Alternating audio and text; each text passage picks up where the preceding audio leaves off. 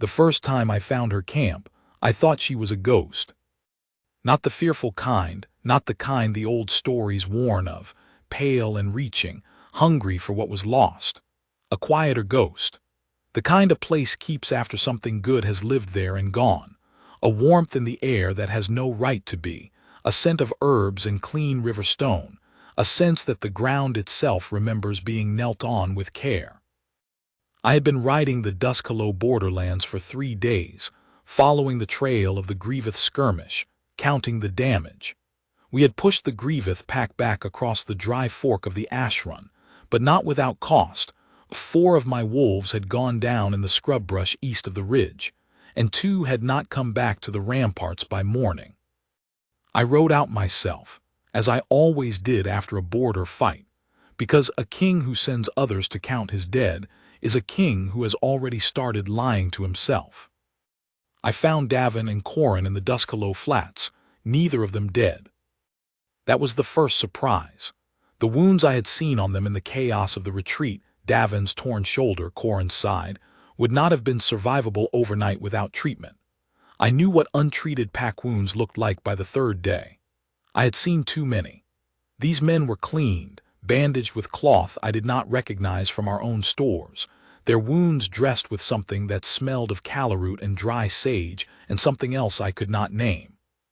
They were propped against the root bowl of an old acacia, sleeping, with water skins beside them that were not ours. Davin woke when I crouched beside him. He looked at me the way a man looks when he is not expected to wake up at all. "There was a woman," he said. His voice was rough with fever sleep. "In the night she didn't say her name." That was all he knew. A woman in the night. She hadn't said her name. I looked at the campfire ring nearby, the stones arranged with care, the ash still faintly warm. A broth pot cleaned out set aside. Strips of bark arranged for the dressing, cut with a careful hand. She had not left in haste. She had left when she was ready, when they were settled, when there was nothing more to do. Then she had simply gone. I am not a man who believes easily in providence. I have been a king too long. I have seen too many things chalked up to fate that were only luck, and too many things blamed on fortune that were only choice. But I stood in the Duskalo flats beside my healed wolves and looked at the cleaned broth pot and thought, not fate. A choice. Someone had chosen this. Someone had come out into the borderland scrub in the dark of a skirmish night to care for men she did not know, and then had left before they could thank her. I should have asked more questions then. I should have posted a rider on the Duskalo road. I should have done what a thorough king does, followed the thread until I found the end of it. Instead, I brought my wolves home and filed the thing away as an oddity and told myself I would think about it later. I thought about it for the rest of the summer. The second time I found her camp, it was winter. We had lost 3 wolves in a thornback ambush near the southern ridge. A feint we should have seen coming, a bad positioning call I could trace directly to my own distraction, and 3 men paying the price of it. I rode out the morning after, cold and hard in my chest the way I always was after a fault of mine cost someone else blood, and I found the camp before I found my men. She had been there for hours already. The fire was established, not new. The 3 wolves were laid out in careful order. She had triaged them. I could see that in how the worst wounded was closest to the fire's heat, the least hurt furthest. She had done this the way a field healer does it, the way a person who has seen mass wounds before learns to do it. With calm, with system, with the understanding that you cannot save anyone if you cannot keep your own hands steady. I saw her before she saw me. She was kneeling beside Mattis, my 3rd wolf, the youngest of the 3, 19 years old, barely a year in the pack guard, pressing a cloth soaked in something warm against the gash along his ribs. She was speaking to him. Quietly, in the way you speak to someone half-conscious who may or may not hear you, but you speak anyway because the voice is its own kind of medicine. I stopped at the tree line. I do not know why I stopped. A king rides into his own borderlands without pausing for anything. These were my lands, my wolves, and this was a stranger in them. Every instinct of governance said, identify yourself, identify her, establish what this is and who she answers to. I stopped at the tree line and I watched. She had dark hair, loosely braided, coming undone at the back from hours of work. She wore practical clothes, a healer's canvas wrap over a traveling dress, both of them showing the evidence of kneeling in dry dirt for hours. Her hands were certain. She knew what she was doing, and she was not afraid of it. Not afraid of the blood. Not afraid of the moaning that Mattis was doing in his half-sleep. Not afraid of the darkness or the cold, or the strangeness of being alone in the borderland scrub with 3 wounded wolves who would not, in ordinary circumstances, be men you'd want to be alone in the dark with. She spoke to them all, one after another. The things she said were small things: you're all right, the worst is past, I know it hurts, you're going to see your people again, and the way she said them was not performative. She was not saying them to be heard.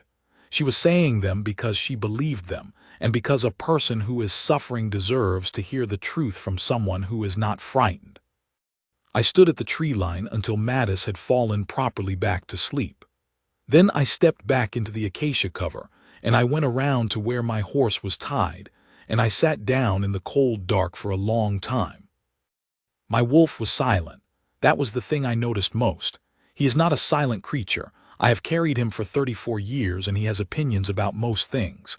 About threats, about rivals, about the weather, about my council's decisions. But in the Duskalo tree line, watching this woman work, he had gone entirely quiet. Not dormant. Not absent. Listening. The way a person goes still when they hear something they have been waiting for without knowing they were waiting for it. I rode home at dawn. I told myself I would send someone to inquire.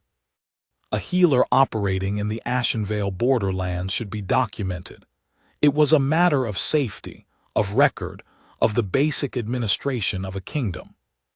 I sent no one. I came back myself, 3 weeks later, on a pretext of riding the ridge. She was gone by then, but the camp had been used again: fresh ash, fresh herb bundles tied to the acacia branches above, a careful arrangement of stones that had not been there before, a marker or a habit, something she did each time she used this ground. I learned the camp without entering it. I stood at the tree line and I memorized it. Then I rode home and sat with the weight of a thing I was not ready to name.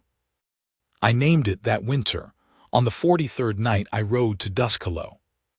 I did not always find her there. More often than not, the camp was quiet, the ash cold, the acacia branches empty of new herb bundles, the river stones undisturbed. On those nights I would sit my horse at the tree line for a time and then ride back, and I did not examine too carefully what I felt on those nights. Something between relief and loss, the two of them wound together in a way that was not comfortable. But on the nights she was there, those nights were different. I would see the firelight through the acacia scrub from half a mile out, and something in my chest that had been braced since the last time would ease. Not dramatically, not like a gate swinging open, like a fist, slowly, deliberately, unclenching. I would reach the tree line and stop, and I would watch her work, and I would be, for the length of those hours, something that I could not easily be in Ashenvale's sandstone ramparts, sitting across from my council in the great hall with the kingdom's business stacked around me like siege works. Still. She healed mostly wolves, my wolves, from the border skirmishes, occasionally Grieveth wolves, which surprised me the first time and then, on reflection, did not surprise me at all. She was not treating sides. She was treating suffering. She did not ask, apparently, what banner a wounded wolf had come in under.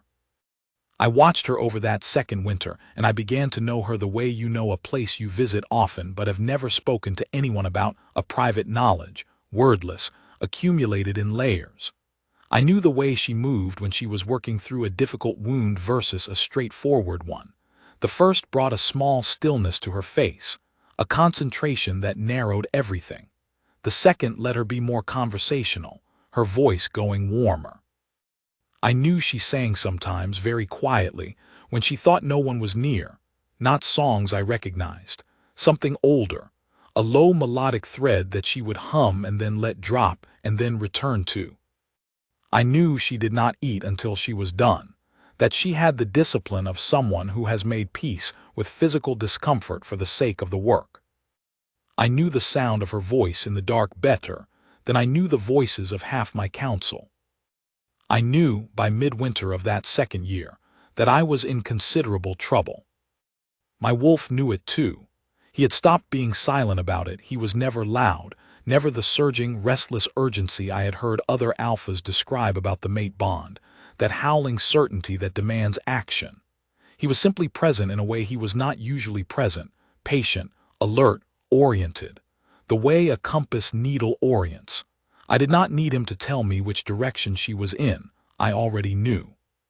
But he confirmed it, every time, with a steadiness that felt like something between reassurance and reproach. "You know what this is," he said, in the wordless way that wolves communicate with their alphas, the deep register knowing that runs below language. "You have known for some time." I had known since the second night at the tree line. If I was truthful with myself, I had suspected since the first. The difficulty was not the knowing. Alphas recognize their fated mates.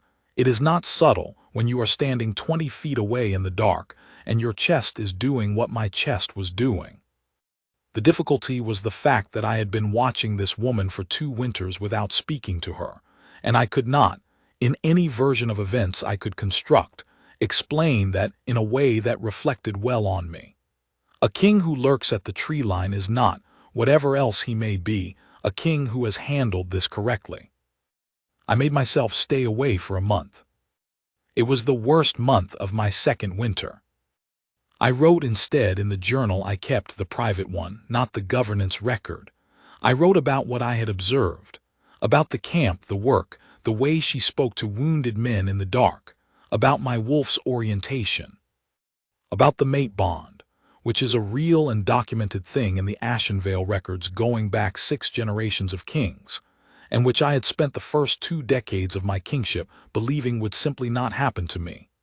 Not out of any particular opposition to the idea, but out of the pragmatic observation that it had not yet happened, and a king who waits for fate to govern his personal life is a king who is not really governing it at all.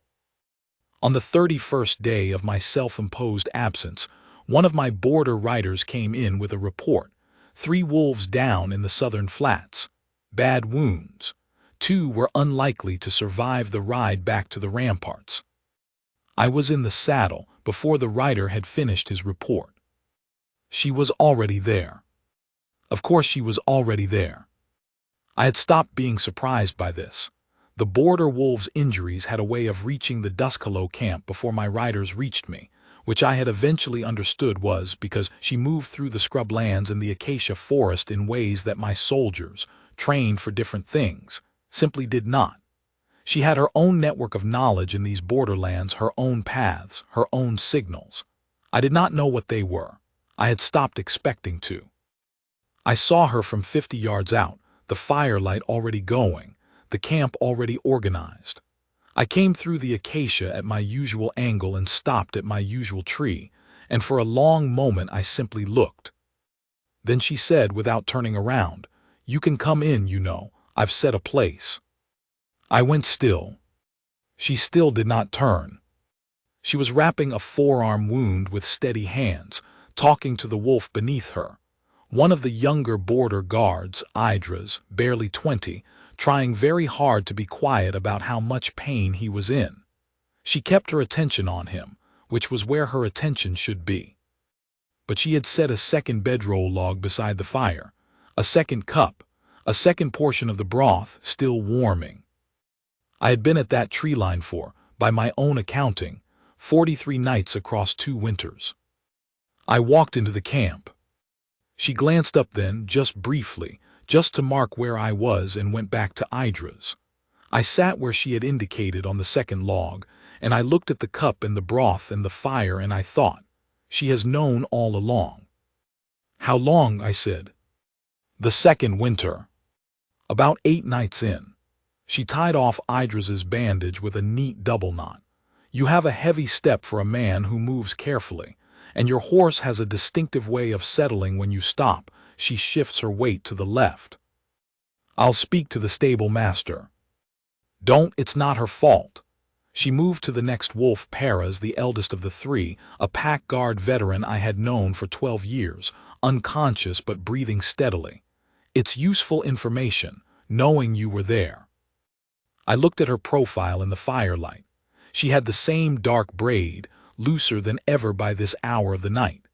The same canvas wrap, worn at the elbows. She was not performing calm. She was simply calm, the way a person is who has made it their natural register over a long time.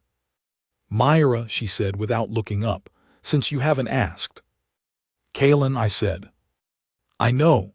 She ran her hands carefully along Perez's side, checking for fractures. I've known that longer. How?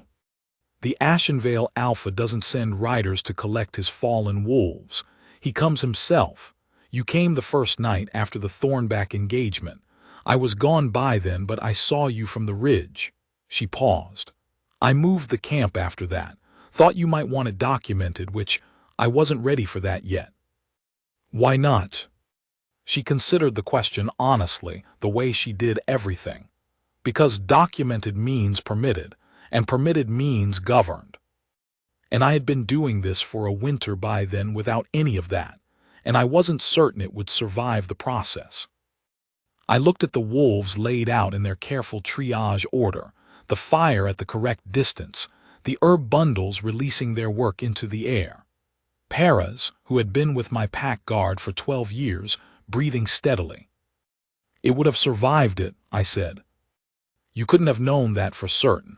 Neither could I. She moved to the third wolf, Solon, the most seriously wounded, deep gash along the thigh and a cracked collarbone. You came back anyway, after that first night, so I decided to let it continue. I was quiet for a moment. The fire moved between us. The acacia above us was silver dark with stars. You let me watch, I said. I let you decide when you were ready. She said it without judgment. That's different. I did not know what to say to that. I was a king. I was used to being the one who decided things, who held the sequence of events in his hands and moved it forward. Sitting in the firelight of the Duskalo camp being told that she had allowed me my own timing, that she had known what I was working toward and had simply created the space for me to work toward it, was not a feeling I had words for immediately. My wolf, for the first time in 2 winters, was not still. He was present in the way that runs deeper than stillness, awake, fully, in the direction of the fire and the woman beside it. 3 winters, I said finally. Why did you start? The first winter, before you knew who I was. She sat back on her heels, her hands resting in her lap, and she looked at the fire for a moment before she answered. Because they needed it, she said, and I could do it, and no one else was doing it. She glanced at me then, a direct, quiet look. That's all. There wasn't a greater reason. There doesn't need to be. I thought about the first broth pot. The first cold campfire I had found in the Duskalo Flats, with Davin and Corin sleeping against the acacia root, alive when they should not have been. You've been in Ashenvale's borderlands for 3 years, I said, healing my wolves and Grieveth wolves both, asking nothing. Not even a name given. I gave mine just now. Before tonight. Before tonight I didn't need to. She returned to Solon and began the careful work of the thigh wound. Names are for relationships. It was something else before tonight. What was it? She thought about that. A practice, she said. Something you do because it's what you do, because not doing it would be a different kind of person than you intend to be. I had been a king for 16 years. I had built policy and alliance and governance and the slow brick-by-brick architecture of a kingdom's health, and I had believed mostly that those were the significant things, the named things, the documented things, the things that would outlast the person who built them. I had not thought much in the machinery of kingship about the unnamed things, the things done in the dark of the borderland scrub with no witness, no record, no reward. She had been doing the unnamed thing for 3 years. I felt the mate bond move in me the way I had felt it through 2 winters of treeline watching, but differently. Then it had been a compass needle thing, an orientation, a pull. Now, sitting 6 feet from her in the actual firelight, it was a gravity. The kind of gravity that is not about movement, that is simply about the acknowledged fact of a center. "Myra," I said. She looked up. I should have come in from the tree line a long time ago. She held my gaze for a moment. Her eyes were steady, the kind of steady that has not been earned easily. "You came in when you were ready," she said. "That's the right time." "It is not the right time. The right time was considerably earlier. I am a king and I should have managed this better." Something shifted in her expression, not quite a smile, but close. "You managed it the way you managed it," she said. "I'm not owed a different version." "I owe you one anyway." "Then give me one going forward," she said simply. "That's what forward is for." I looked at her in the firelight of the Duskalo camp, in the middle of the border scrub, with the 3 wolves breathing in their careful triage order around us and the acacia silver above us, and I felt the center of gravity do what gravity does. It settled. Not a surge, not a revelation, not the dramatic uncovering that the old stories describe. Just settled, like something that had been slightly out of true finding its level at last. "The bond," I said, because I had to name it. Because I was, whatever else, the Alpha King of Ashenvale, and I did not deal well with things I had not named. "Yes," she said, "I know. You've known. For some time." She returned her attention to Solon's wound with the same steadiness she gave everything. "I wasn't going to say it before you did. That's not how I'd want it said." "How would you want it said?" "By someone who had decided to say it. Not someone who'd been maneuvered into it." She looked up again, and this time there was directness in her gaze that I recognized, the same directness she used when she told a wounded wolf what was true, whether or not it was comfortable. "I've been patient, Kaelin. I can be patient longer, but I'd rather not." My wolf made, in the deep place beneath language, a sound I had never heard him make before. Not a howl. Not the restless demand noise I had always associated with the mate bond in other alphas' accounts. Something quieter. A low, certain hum of recognition. The sound of a thing that has been waiting without knowing it was waiting, and has now stopped. I held out my hand across the fire. She looked at it for a moment. Then she set down her cloth and leaned forward and placed her hand in mine. The mate mark rose the way I had always imagined the sunrise in stories I no longer believed. Not suddenly, not in a blaze, but by degrees, a warmth across the back of my hand, a deepening amber gold that moved through the skin from the center outward. I watched it without speaking. She watched it too, her face in the firelight very still, and I thought that this was perhaps the only thing I had seen disrupt her composure, not in a frightening way, in the way of something true arriving. The mark on her hand matched mine. The same spread, the same amber gold, the same pattern of lines that the records in Ashenvale's library described as the bond signature of a fated pair.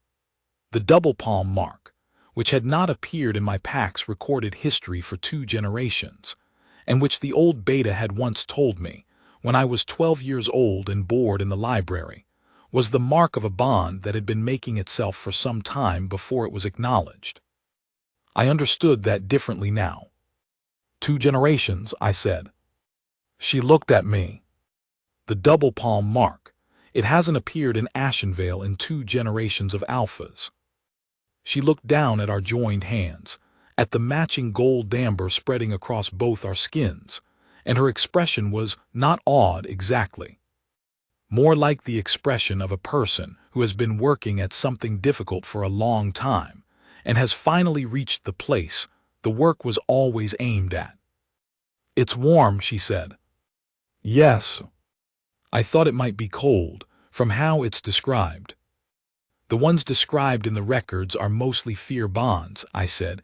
"Bonds made under pressure or under compulsion. Those go cold." I looked at our hands. This kind goes warm. She was quiet for a moment. Solon shifted in his sleep, and she noted it automatically, watching him for a beat, then returning her attention to me when she was satisfied. I should finish with him, she said, before the poultice sets. I know.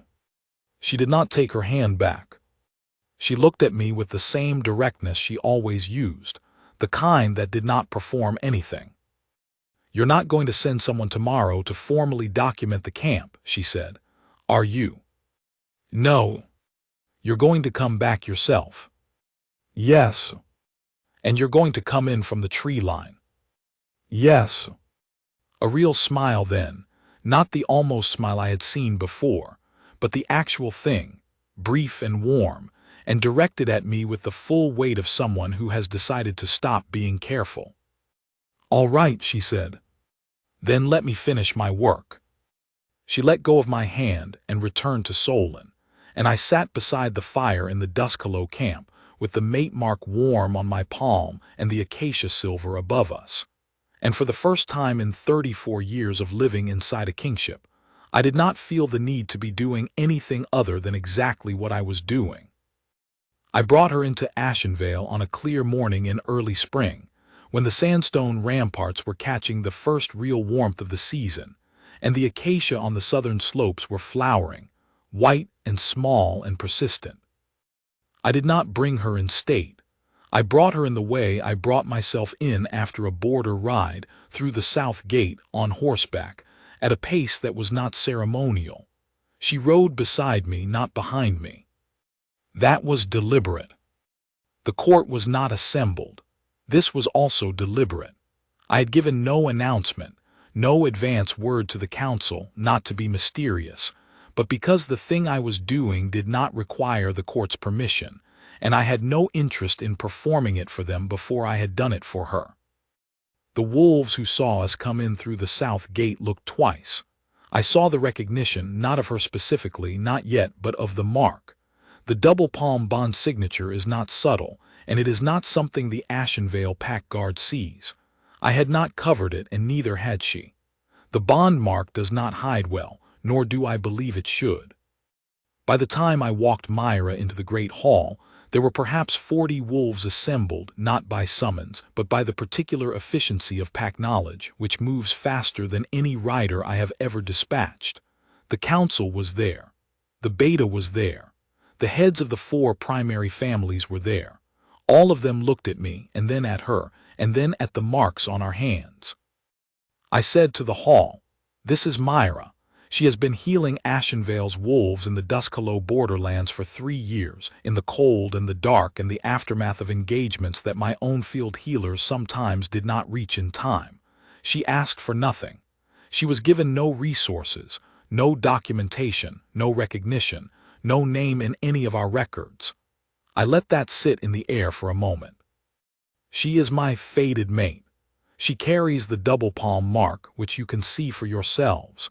She comes into Ashenvale not as a guest and not as a supplicant and not as a problem to be managed by the council. She comes as my equal, and she will be treated accordingly. The hall was quiet in the way that halls go quiet when the information in the air outpaces the available response. Then my beta, Varen, who had served my pack for 22 years and was not a sentimental man, bowed. A full, deliberate bow, not the abbreviated acknowledgement of courtesy. The bow of genuine recognition. It moved through the hall the way these things move through a pack, not like a wave, more like a change in air pressure. One wolf, then another, then the council in full. The heads of the 4 primary families. The guard at the back of the hall, who probably could not even see the mark from where he stood but bowed with the rest of them. Myra stood beside me and received it with the same composure she brought to everything else, not indifferent, not unmoved, but steady. Not performing ease but actually at ease, which is a rarer and more significant thing. "You didn't have to say all of that," she said to me quietly, when the hall had begun to breathe normally again. "Yes, I did," I said. "It was owed. I wasn't counting. The kingdom was, even if it didn't know it was keeping the account. I looked at her profile in the sandstone light of the great hall. 3 Winters, Myra. The least this hall can do is know the name. She was quiet for a moment, looking at the hall around her, the columns, the light, the sandstone worn smooth by 6 generations of Ashenvale Alphas. It was a foreign place to her still, I knew. She would have her own accounting to do with it, her own pace of learning it. I did not intend to rush that. "It's a fine hall," she said finally. "It is. Cold in the mornings, I'd imagine." "Very. I'll need somewhere to keep herbs, somewhere with southern light." "We'll find it."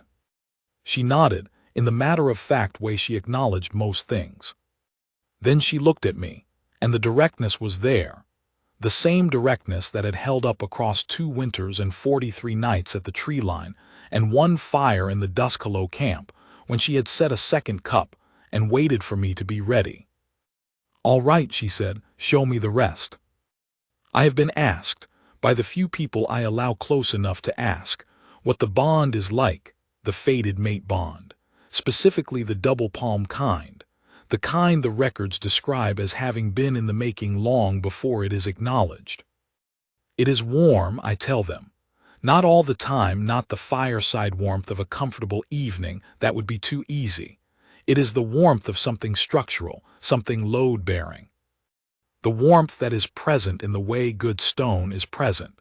You do not feel it until you press your hand to it on a cold morning and understand, then, that it has been holding heat all along. Myra has been practicing that particular structural warmth for longer than I have. She came to it through a different door than I did, not through the gates of recognition, and the mate bond and the slow revelation of the tree line, but through 3 winters of showing up in the borderland scrub before dawn and kneeling in the dirt, and doing what needed doing.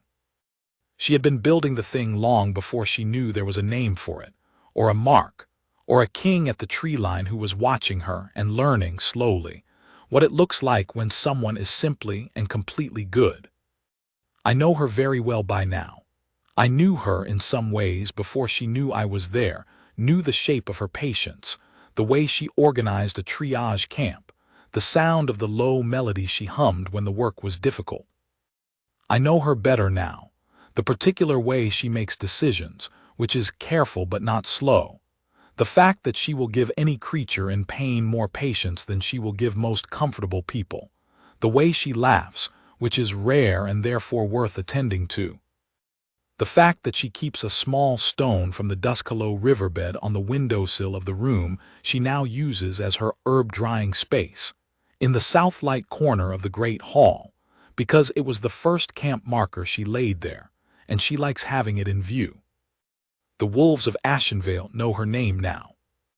All of them, the border guard, the council, the 4 primary families, the youngest pup in the pack who was born 3 months after Myra came through the south gate, and has never known the great hall without her in it. They know the mark. They know what 3 winters in the Duskalo borderlands means, because Varen made sure they did. He is not a sentimental man, but he is a thorough one, and he put the account in the pack record with his own hand, in the careful detail that records deserve. The men who woke in that camp, Davin, Corin, Mattis, Peras, Solon, and the others before and after them, have her name now. Most of them sought her out when she came to Ashenvale, in the careful way that wolves seek out debts they want to acknowledge. She received each of them in the herb room in the south light, with the same unhurried attention she had given them in the dark.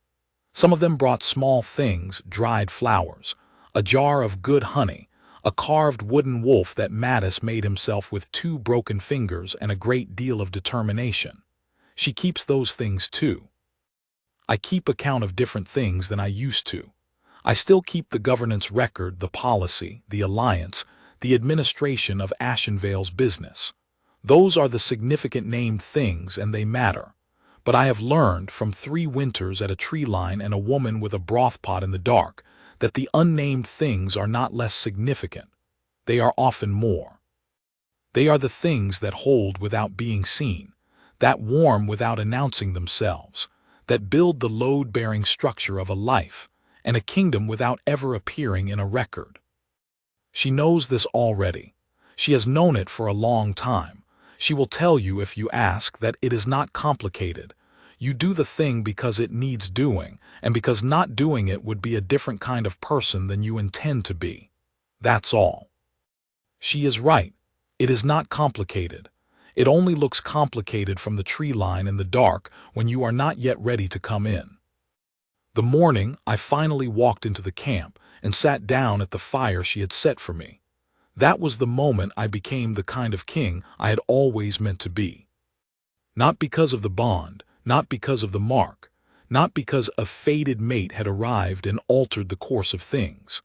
Because I stopped standing in the dark and watching someone else's fire, and I finally, at long last, crossed the ground between the tree line and the warmth. She was waiting. She had been waiting for some time. I will not make her wait again.